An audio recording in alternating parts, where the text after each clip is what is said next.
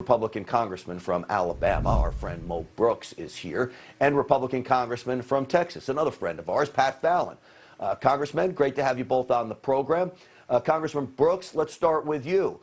Is this a serious concern about their quest to transform the suburbs into inner cities? Well, it is a continuation of the socialist march on America, keeping in mind that socialism is amoral, it is evil, it is dictatorial, and it is the elimination of our liberty and freedom.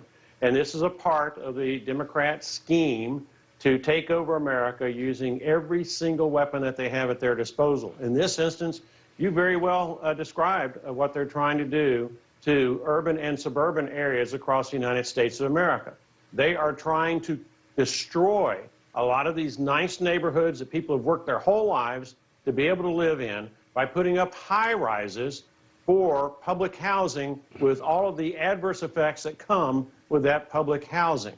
And when they do that, they're going to be destroying neighborhoods, they're going to be hurting people who have worked so hard to earn the money to be able to afford those nice homes, those nice yards. It's going to depress those property values, and it's just a part of what they're doing across the United States of America in so many different ways. We're in a political war, and we need to stop them. Congressman, you figure we'll never win another election again if they steal the suburbs away from us. Pat Fallon, let me play a soundbite from the Secretary of Commerce, Gina Raimondo. This sums up their entire plan. Take a listen. We plan to work in close collaboration with states, counties, cities, community-based organizations, and the private sector in partnership to develop grant programs which will ensure that we roll this out in an efficient manner. Broadband is the gateway to economic opportunity, and so in order to open that gateway, we're putting equity at the center of everything we do. All right. The end is what was really important there, Pat Fallon. Equity is at the center of everything they do? Grant, the old E word, huh? I mean, it's great to be on with you and my good friend Mo Brooks. Listen, it's the American dream to own a home, not rent an apartment.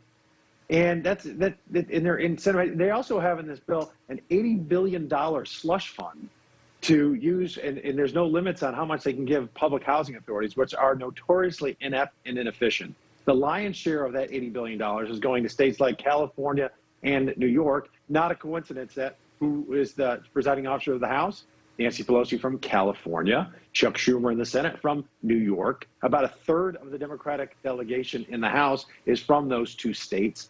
So this is the Biden-Bernie bankruptcy.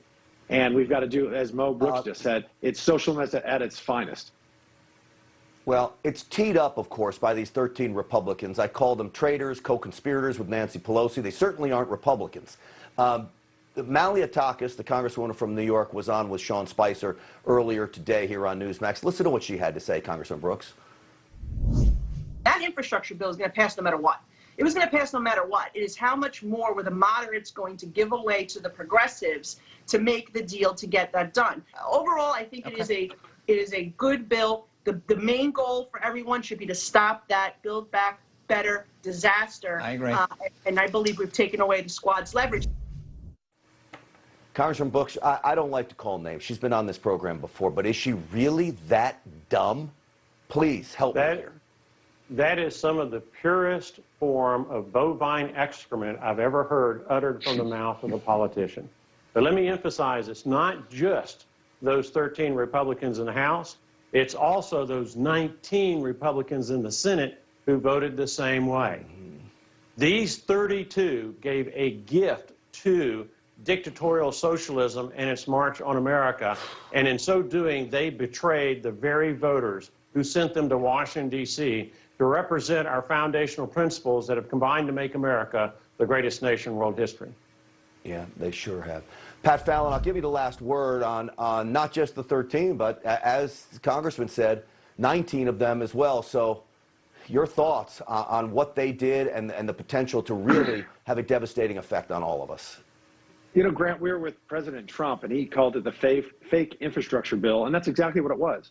About 10%, if you want to be generous, goes to actual real infrastructure. It's not paid for. According to the CBO, the Congressional Budget Office, there's going to be a deficit of about $400 billion. That is the furthest thing I can ever attribute to a quote-unquote good piece of legislation. It was a piece of garbage, and if we had held together, we would have won the day, and we wouldn't be saddling the Americans with another $1.2 trillion in debt, the American taxpayer.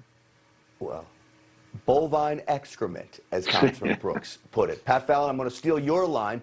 Two great Americans with me tonight, Congressman Mo Brooks, Pat Fallon. Thank you both for coming on the program.